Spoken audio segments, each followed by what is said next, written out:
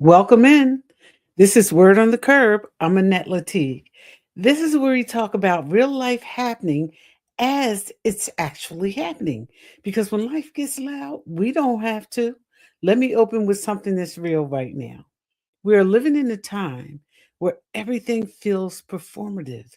Everybody is documenting, everybody is explaining, everybody is posting the process, everybody is proving the point. It's not enough to be okay anymore. You have to show people you're okay.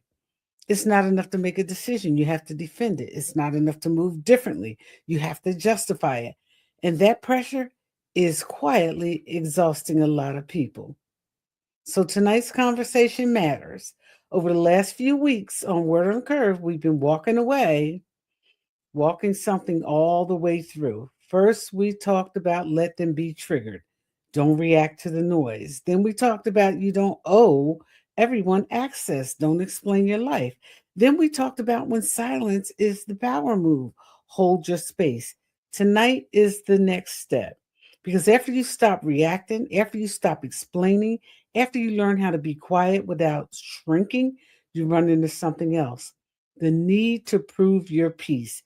And tonight's conversation is this: your peace does not need proof. Let's kick it. Some of us don't lose our peace because of chaos. We lost it trying to convince people we were okay, trying to show people we had healed, trying to demonstrate growth, trying to make our calm look believable. That's work. Quiet emotional labor. Here's what peace actually looks like. You stop explaining why you're choosing yourself. You stop explaining why you don't want to be in certain spaces. You stop explaining why certain conversations no longer interest you. You stop explaining why your priorities change. You stop explaining why your life looks different now. And let's say this out loud: explaining is not connection. A lot of times, explaining is defense. This connects directly to everything we've been talking about in this series. Let them be triggered meant you don't have to react to everything. You don't owe everyone access meant you don't have to narrate your life. When silence is the power meant you can hold space without feeling it. You don't have to feel it. This week is about what happens when people still want more. They don't just want access, they want proof. Proof that you're really healed, proof that you're really strong, proof that you're really over it, or him, or them, or they. Proof that you're not pretending. And here's what nobody prepares you for. Sometimes people don't question your peace because they care about you, they question it because your calm challenges how they live. Peace makes people uncomfortable. Not loud peace, not posted peace, not curated peace, quiet peace. The kind that doesn't argue, the kind that doesn't perform, the kind that doesn't defend itself. Your peace becomes suspicious when you stop explaining it. This is what it looks like in real life. You say no and you don't give a long story. You leave a situation and you don't break down the decision. You change direction and you don't ask for permission. You move forward and you don't look back to make sure everyone understands. And people start asking different kinds of questions like, are you okay? You sure you're not just avoiding it? You really over that already? You don't think you should talk about it? Sometimes these questions sound caring, but sometimes they're not. Sometimes they're discomfort. Sometimes they're curiosity. Sometimes they're control. Sometimes they're people needing your calm to make sense to them. But your peace does not exist to be validated by anybody else. Validation is for parking. Let me say that again. Validation is for parking. You do not need to be validated by anybody else. That's not why your peace exists. Let me say something gently but clearly. You don't have to prove your healing. You don't have to show emotional receipts. You do not have to perform closure. You do not have to reopen chapters you already closed just to make someone else comfortable. This is what maturity looks like. You stop rehearsing your story for people who are not walking with you. You stop explaining boundaries to people who already crossed them. You stop justifying space to people who benefited from you having none. Yeah. And here's the part that ties directly back to last week. Silence becomes your power move when you stop using it to avoid and start using it to protect. But your peace becomes your real power when you stop trying to explain it. Just stop. Stop trying to explain it because peace is not loud. Peace is not dramatic. Peace is not always emotional. Sometimes peace is just very quiet, very practical, very boring to other people, and very stable for you. You don't talk enough about how unglamorous peace actually is. It looks like leaving early. It looks like declining invitations. It looks like not entertaining conversation.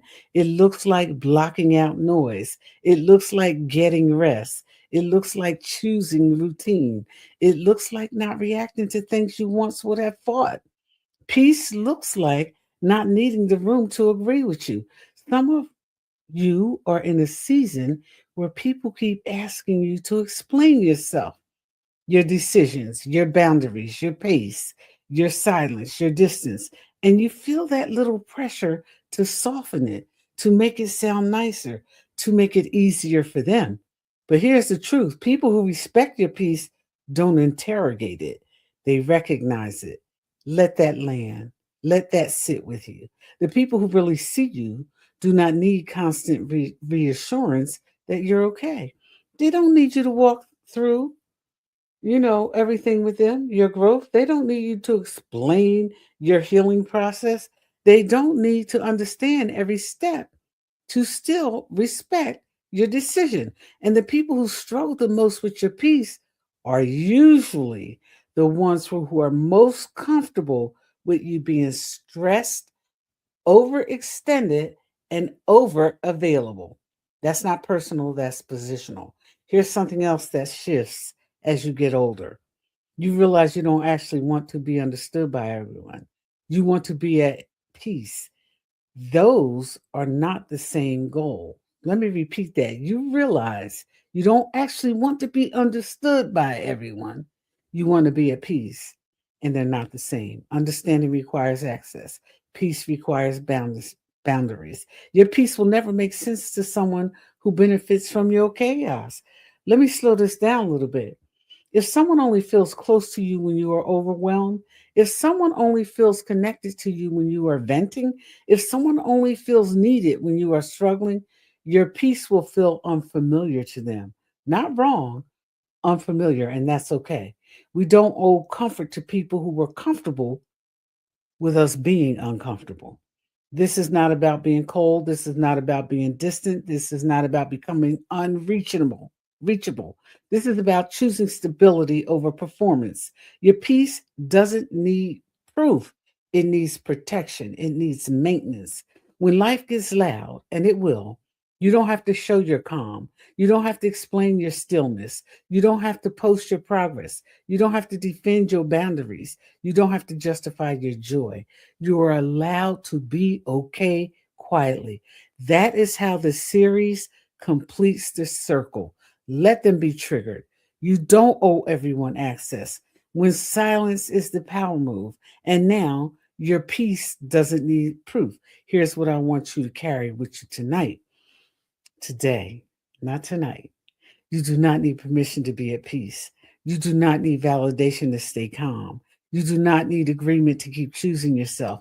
You do not need witnesses to your healing. If your peace is working for you, that is enough. This is Word on the Curb. When life gets loud, we don't have to. Less reacting, more living. Have a wonderful day. I'll see you.